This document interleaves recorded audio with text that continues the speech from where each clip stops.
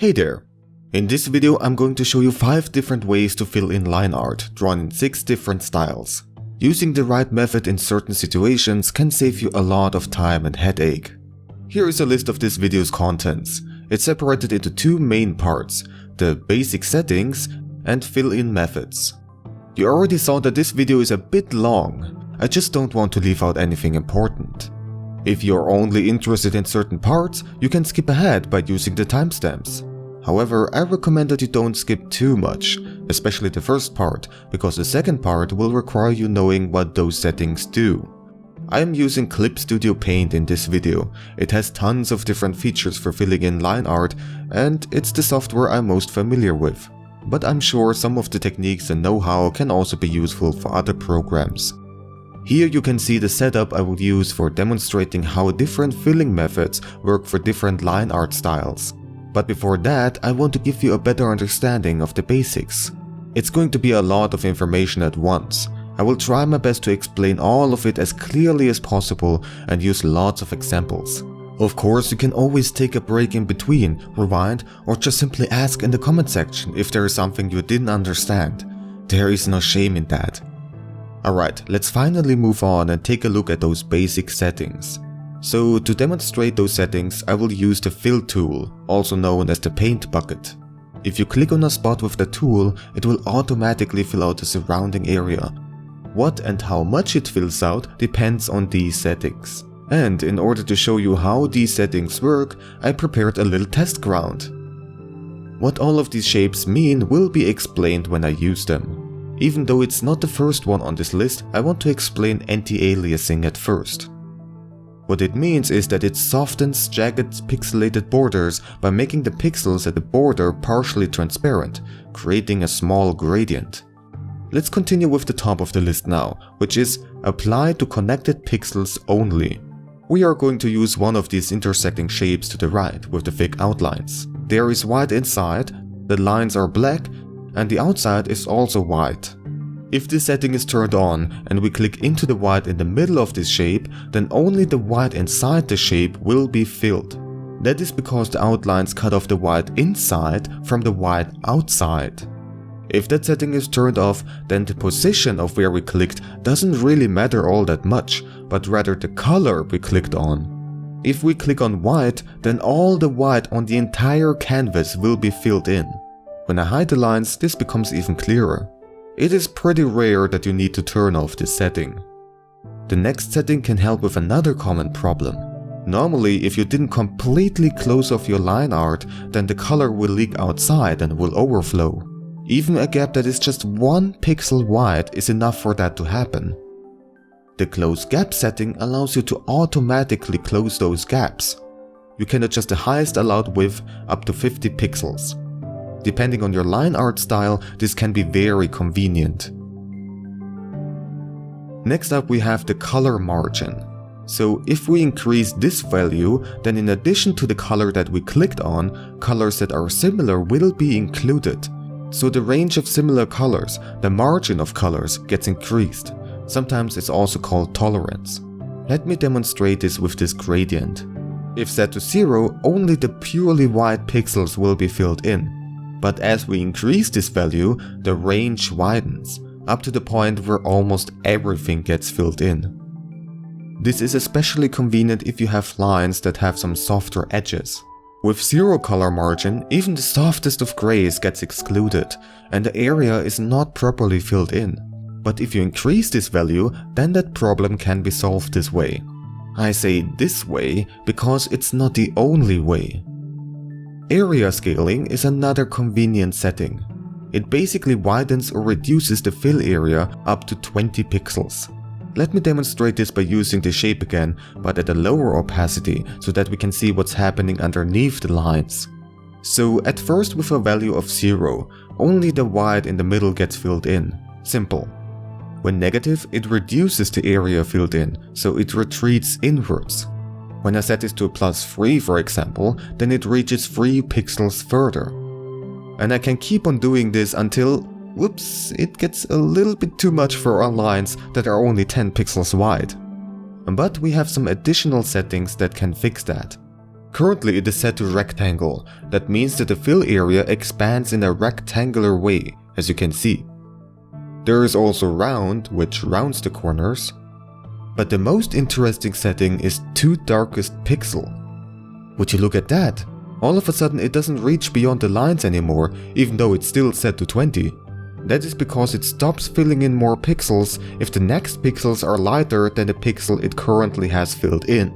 In this case it has been filling in all the black pixels. But at the outer border you have white again. White is obviously less dark than black, and so it stops. When you have anti-aliased lines, then it stops right about where the pixels get more transparent again at the outer border. A very useful setting, especially if the lines don't have a constant thickness. Next up we have Refer Multiple. When this is turned off, the tool only uses the layer that is currently selected. If turned on, it refers to other specific layers in addition to the currently selected layer. All layers, as the name suggests, uses all layers, if they are visible, that is. Reference layer adds layers that are set as reference layers. Select one or several layers at once and click this little icon that looks like a lighthouse, or right click and go to Layer Settings. So for example, you set your line art layer or folder as reference layer. It's one of the most useful settings and I recommend using reference layers frequently. Selected layers is pretty self-explanatory. In addition to the layer you're currently working on, you can select extra layers, either by holding Ctrl for singular layers, Shift for selecting several layers in a row, or by clicking the little squares to the left to make these check marks appear. The downside of this method is that you would need to reselect everything again if you want to work on a different layer. The last one is Layer in Folder. This will include all the layers that are in the same folder as the one you have currently selected, both those below and above. You don't only have the option to include more layers, but also exclude certain layers. This setting can be hidden by default on some tools, so you might have to look for it in the Subtool detail under Reference. You can make it visible by default by clicking this button on the left to make an eye appear. It is multiple choice, so you could select none of them, or a few, or all of them. Exclude draft layers will ignore any layers that are set as such. You can find that option in the bar above, or by right-clicking and going to Layer Settings. Exclude text is also pretty obvious. All text layers won't be referred to.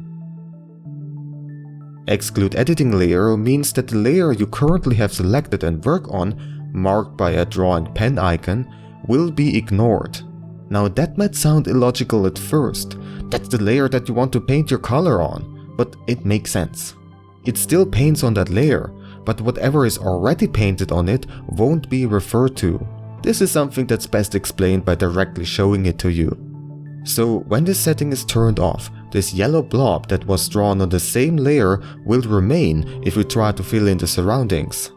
If turned on, the yellow blob will be ignored and the fill tool paints over it. In that case, it only refers to the line art layers. This setting can be useful if you simply want to discard what you already drew and paint over it, without having to erase everything beforehand. The next one is Exclude Paper Layer. When you open a new project, by default you have a white layer labeled as paper with this little paper icon. That is what this setting refers to, and only that. At this point there is something else I want to point out. So if you ignore the paper layer and only have your line art, then everything else is just transparent. However, not only does the color of the pixel that you clicked on count, but also its transparency. So when I fill in the shape again, it actually doesn't fill in the white pixels, but the transparent pixels. If I paint something in with white, this becomes even more obvious. The last exclusion option is Locked Layers. You can lock layers so that you cannot make any changes to them, either by clicking the lock icon at the top bar, or once again by right-clicking and going to the layer settings. I need to point out though that locked transparent pixels does not count, only layers that are completely locked. Alright, it's quite a lot, but I hope you're still with me. If you need a break or rewatch some parts, then that's completely okay. So, shall we continue? Another potentially useful setting is Fill Up to Vector Path. For that you need to have the line art drawn on a vector layer. I'm going to reduce the opacity to better show you what is going on beneath the lines. You can see the vector paths in orange. They have no thickness, just data about positions and curvature. Instead of considering the pixels you can see, the setting makes the tool only refer to the vector paths of the lines and treats those as 1 pixel wide lines. This is a nice alternative to playing around with color margin and area scaling settings.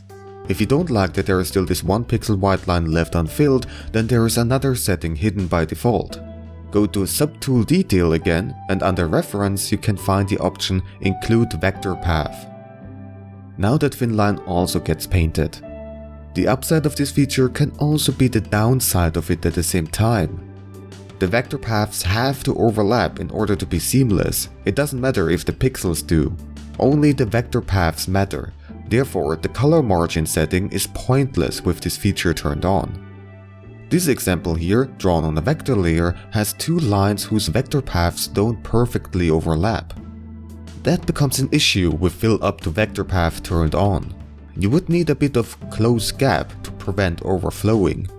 However, if turned off, it only considers the pixels again and therefore there is no gap. Lowering the opacity makes the paint you fill in more transparent, as simple as that. And the last important setting I want to explain can be found on specific tools, the target color setting. To be precise, it can only be found on tools that require an enclosed area to be triggered, like this Close and Fill tool that only fills in color when I completely, not partially but completely, encircle an enclosed area. There are tons of different options, and so I prepared a setup that should illustrate all the possible conditions. This is especially something that nobody expects you to memorize. And to be honest, you're never going to need most of these options. But I will show you all of them regardless. Some of those might be useful for your particular situations. As you can see, we have boxes drawn with black and colored lines. Some of them used anti-aliasing and some didn't. I also indicated what these boxes are filled with: transparent, white, and some color. Let me turn this background color on and off to make this even clearer, because it's hard to distinguish white and the checkerboard texture. I'm always going to make my selections along the dashed orange line. Alright, let us start with the first one and we follow the list downwards. Target All Colors fills all enclosed areas of any color or transparency, so both what's inside the boxes and the lines themselves. However, notice that the lines that were reaching outside the selection area were not filled in. The lines of the other boxes were also filled in because they were completely surrounded by transparent pixels. This also counts. However, the circle of transparent pixels got cut off by the selection for those extended lines. If the selection area would encircle those extension lines completely, then they would also be filled, but that is not the case here. Another thing that you probably also noticed is that the anti-aliased boxes look a bit weird. Those semi-transparent pixels can be a bit irregular, and so the tool might count them as enclosed areas. Next up we have Only Transparent, which is pretty simple. Only completely transparent pixels that are within an enclosed area are filled in. The anti-alias boxes make it look a bit weird, but you could fix that with a higher color margin and/or area scaling. Area surrounded by transparent, that's what the name suggests. You can see the same thing happening with the shapes that reach outside, like it did with the Target All Colors setting. Only black is pretty straightforward. Only black pixels that are enclosed get filled. Only black though, so any gray that's just slightly brighter than pure black doesn't count, as you can see with the anti-alias boxes. The black pixels of the lines are filled in because they are completely surrounded by transparent pixels. And again, the leftmost boxes and the lines to the right aren't filled in for the same reason as before. Then we have areas surrounded by black. I don't think I need to explain much here. Only white and transparent is also pretty self-explanatory at this point. And so is area surrounded by white and transparent. We would see the same result if the background was white. Treat semi-transparent as transparent is like Target All Colors but fills in more semi-transparent pixels.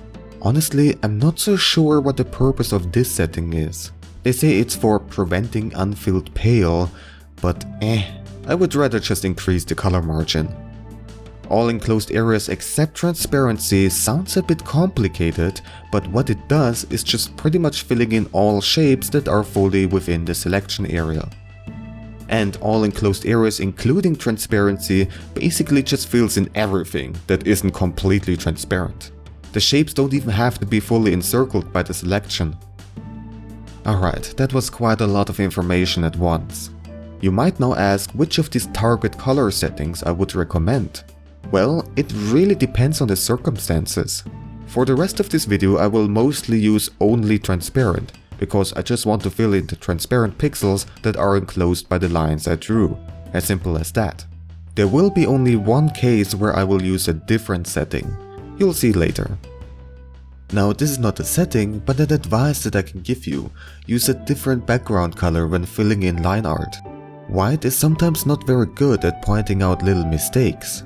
What I normally do is right click into the layer window, go to new layer and choose fill. I pick a color that is good at contrasting both the line color and the color I want to fill in. If you want to change that color, just double click on the color square on your layer. The only complaint I have is that it doesn't have a preview option, and changing its color via tonal correction isn't possible. However, what you could do is right click on the layer, go to new correction layer this time and choose hue, saturation, luminosity. This will change the color properties of all the layers below this correction layer together with a preview function. If you want it to apply to only specific layers, then you can clip it to the layer or folder below. Of course, another thing you could do is use a normal layer, fill it with one color and then change it via tonal correction or just fill in new colors. Whether you use fill layers or normal layers is up to you. Both ways are about the same in terms of amount of effort. Alright, we are finally getting to the second and more interesting part of this video, filling these drawings in with various tools. So at first let me explain the setup I have. I made these 6 drawings that use the exact same line frame. For that purpose I used rulers. This detail is not really important though. Each one of them is drawn in a different style. The first one has a constant line thickness or line weight. The second one has a variable line weight. Some parts are quite thin and some are rather thick. The third drawing used a brush with a constant size again, but this time I left out some gaps. A stylistic choice that you can see in some people's artwork. For drawing number 4 I used a textured brush, therefore the borders look more irregular. The fifth one used a very soft, kind of pencil-like brush. Therefore there are parts that are quite transparent, which also can make it extra challenging to fill in with color. The last one at first glance doesn't seem special, but it used vector layers. As for the design of this drawing, there are both wide open areas with mostly round borders and narrow areas with lots of sharp edges. Especially those pointy corners can cause you some trouble. I will use 2 different colors, both of them on their own separate layers. Those color layers are of course below the line art layers. It's definitely not advisable to fill in the color on the same layer as the lines. If you have the option to use several layers, make use of it. So the first tool I'm going to use is the simplest and most straightforward, a brush tool. You just carefully paint in the color and avoid painting over the lines, like you would do with traditional tools. Or you just broadly paint over everything and then erase the excess paint. I recommend using a brush with pressure sensitivity. This enables you to be more flexible and precise. This method can be very easy and quick, or very time consuming. It depends on the lines. Very thin lines require much more careful precision.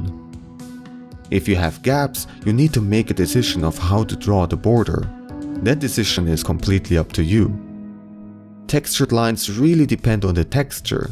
If you only paint in the outer edges, it can happen that you miss a couple of pixels inside the lines. When you have partially transparent lines, it gets a bit complicated. The problem is that you can see the color underneath the lines. If you have a sharp edge for your paintbrush, then it majorly sticks out. It doesn't look all that great. What you can do is use anti-aliasing and or lower the hardness a little bit. and then vector lines pretty much behave the same way as normal lines with this method. All of that careful manual painting in can get a bit tedious and time consuming. There is a setting for these brushes, however, that makes it much easier to stay within the lines. It's called Do Not Cross Lines of Reference Layer. Not a very elegant name, but it does exactly what it says. So when you set your line layer or folder as reference layer and paint on your color layer, it will cut off the paint along the lines. That is, as long as the center of your brush tool stays within the lines. The moment the center switches sides, so will the paint. This tool also enables you to adjust the color margin and area scaling, very helpful for soft and anti-aliased lines. You can use this tool not just for solid brushes like this one, but basically for every brush. If you can't find the setting here, then it is hidden in Subtool Detail and Anti-Overflow. So I showed you this whole time that it works pretty well on this drawing with a constant line weight. And so it does with variable line weight. It doesn't really matter how thin or thick the lines are. Now, this feature unfortunately does not have a close gap setting. So as soon as your color reaches a gap, it will flow around it. Therefore, you're going to have to draw normally at those spots. Textured lines can be a bit problematic for this tool. It only considers the outermost edge of the lines, so empty pixels within the lines won't get filled in.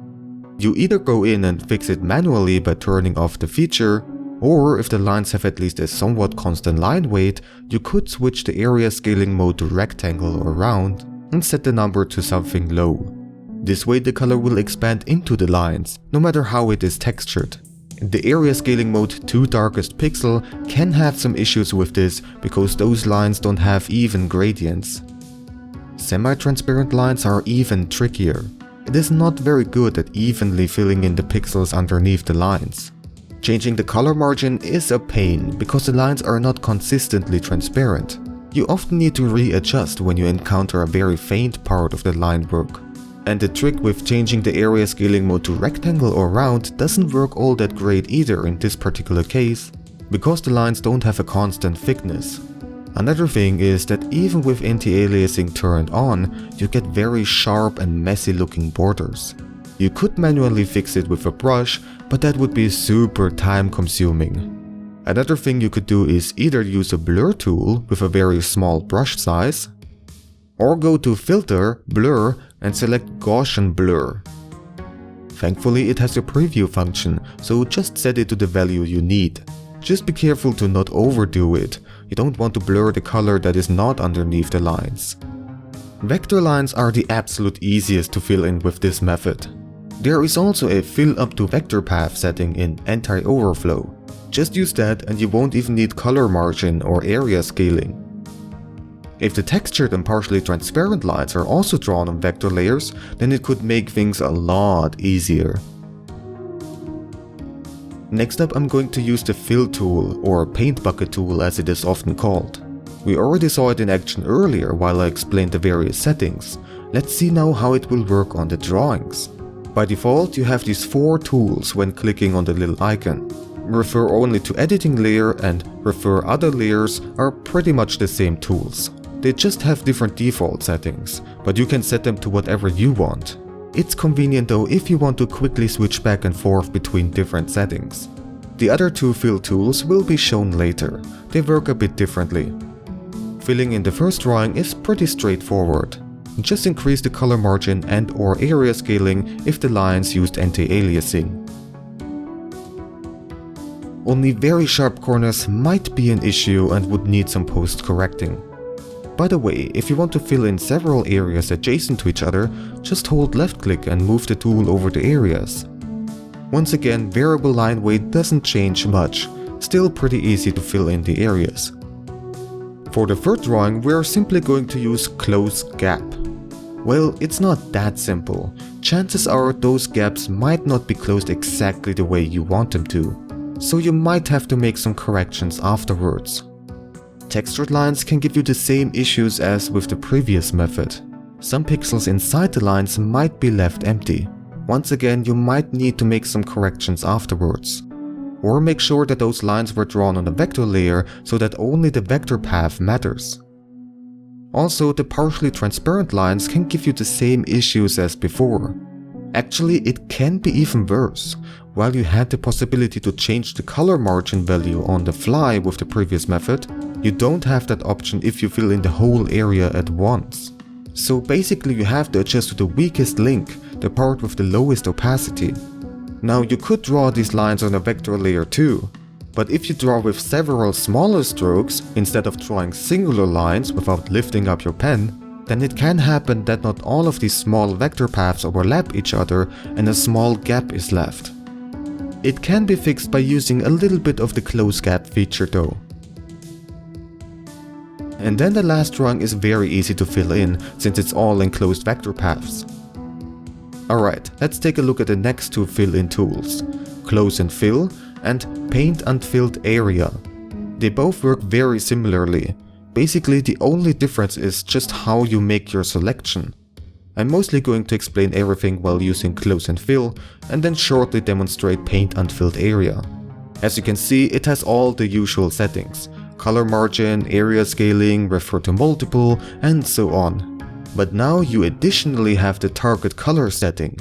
I already explained how it works in the first part of the video. Here I'm exclusively going to use the setting Only Transparent. With the previous fill tool, you basically chose the target color by clicking on a spot on your canvas.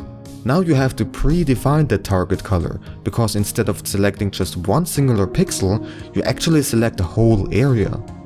The tool is scanning for enclosed areas, like our lines that are enclosing the transparent pixels that we want to fill in.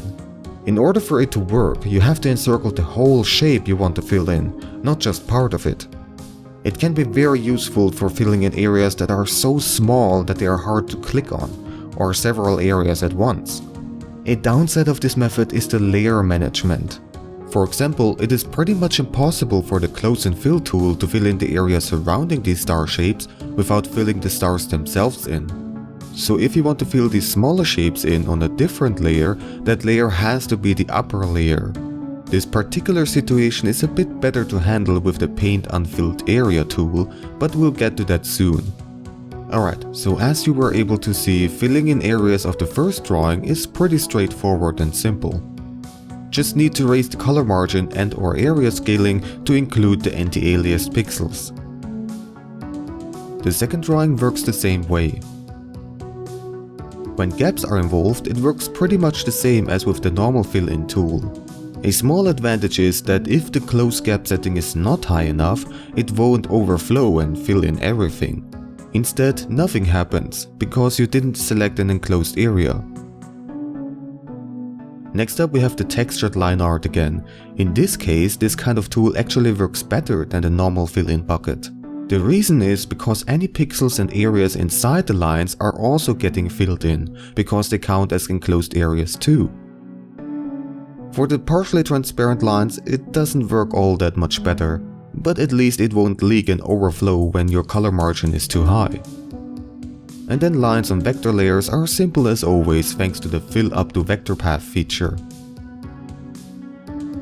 Moving on to the Paint Unfilled Area tool. As I said before, it works pretty much like the Close and Fill tool. The only difference is the way you make a selection. In this case, you paint it. The enclosed area you want to fill in has to be completely painted over. It won't work if you left a hole in it. You can adjust the brush size, make it larger or smaller depending on how large the areas are you want to fill in. You don't necessarily have to use the slider for that. By holding Ctrl and Alt and then dragging your pen on the canvas, you can adjust the brush size that way too. You can also make it utilize pressure sensitivity, which is useful for finer details because of that added precision. And also, you're able to leave out smaller shapes within shapes. Remember the example with the star shapes? Just leave at least some tiny areas unpainted within those star shapes and they won't get filled in. Other than that, there is no need to show you how it works with the other drawings. It's the same as it was with the Close and Fill tool. The next tool is a bit hidden. You would need to go to Edit and there you find Advanced Fill. A window will pop up showing all of these settings that I already explained. Well, I guess I didn't go into the blending modes, but usually you only need normal for those tools anyways. And explaining blending modes is a topic for a whole separate video that I'd like to make someday. So Advanced Fill is going to fill in all enclosed areas in your selection area. If you haven't selected anything before opening this window, then it simply refers to the entire canvas. This tool is good for filling in your whole drawing with one color to make what I call a base color layer. Having such a layer is convenient for several reasons, like shading, highlighting, and the like. For that purpose, I actually use a different target color setting, all enclosed areas including transparency. This fills in completely everything, no need to worry about corners and such. Only the outermost borders matter. If those have anti-aliasing, those semi-transparent pixels are also getting filled in. Therefore, I set the area scaling to -1 or -2 so that the fill-in area gets reduced a little bit inwards. Also, the scaling mode needs to be set to rectangle or round. And that's all. It works pretty consistently. If you want to fill in specific areas with this method, you make a selection beforehand and then use it. Switch back to only transparent and change the area scaling settings again. It's like a more inconvenient close and fill tool because it requires extra steps to achieve the same result. However, unlike with the close and fill tool, you can make several selections at once and use different selection tools other than a lasso type one, including the auto select. Which makes me segue to the next and last method, the auto select tool, also called the magic wand. It works like the normal fill tool. You click on a spot and pixels that have the same or similar color and transparency as that spot will be selected. It works very similarly, so I don't need to go into detail for all the different line art styles. Instead, I will demonstrate different ways to fill in those selections by rotating through these drawings. You can add more areas to your selection by holding Shift, or remove some by holding the Alt key. And then you fill in everything either by using a brush tool, Advanced Fill, the Fill tool again, or clicking the Fill option of that pop-up menu that appears when you make a selection. If you want to select the whole drawing and fill it in, you can select all the outside areas, with area scaling up a couple of pixels and set to 2 darkest pixel mode. If there are some enclosed areas that are supposed to be empty in the middle of the drawing, you can remove them easily as I showed you before. And then invert the selection either by pressing Ctrl-Shift-I, going into the select menu, or clicking this little dark and light icon in the pop-up menu. Now the whole drawing is selected and you can proceed to fill it in however you want. And if your lines were drawn on the vector layer, once again you can make use of the Fill up to vector path setting. A downside to this method is that it's basically an extra step to fill in areas. You could do it quicker with some fill tool, but it enables you to use any kind of brush tool. It doesn't have to be a solid opaque color. And since the gaps would be already closed, you don't have the same issues with accidentally overflowing as you did with the Do Not Cross Lines of Reference Layer brush setting. You could also combine this auto select method with mask layers. If you click on this icon that looks like a square with a hole in the middle, then it will generate a mask layer on top of your currently selected layer and the selection disappears. You can see this other little preview square that's black, except for the areas you just selected. The mask layer hides anything of the normal layer that is underneath those black areas. It is masking them, hence the name. You can switch back and forth between the mask layer and the regular layer. While the mask layer is selected, you can expand the masked areas by erasing, so basically painting or filling with transparent pixels. Or reduce the masked areas by filling them in with any kind of color. The mask layer only cares about transparency. If you just use a selection, you have the problem that you need to reselect everything again if you for some reason had to deselect it. If you use mask layers, you don't have that problem. It stays, as long as you don't delete it. By the way, you could also combine mask layers with some of the other methods that I showed you previously. You don't necessarily have to use a selection tool like auto-select. Showing you all the different ways how to combine these tools and features would take too long though, and this video is already long enough. I can't possibly cover every single method there is. Instead, I want to give you some ideas and basic understanding, and then you come up with your own method. So yeah, this is pretty much it for the tutorial. I went ahead and made some fully colored versions of this celestial kitty in different color combinations. You can find them in my merchandise shop and get them printed on all sorts of stuff, just in case you like this design and want to support my work. Or another way to support me is via Patreon. You would also get all sorts of rewards as thanks from me, like your name appearing in my videos, as you can see right now. Any amount is immensely appreciated. You can find the links to these pages in the video description, among many other links. Alright then, if you have any questions or constructive feedback, or you'd like to share your own techniques for filling out lines, then please leave a comment down below. Thank you a lot for watching, and see you next time.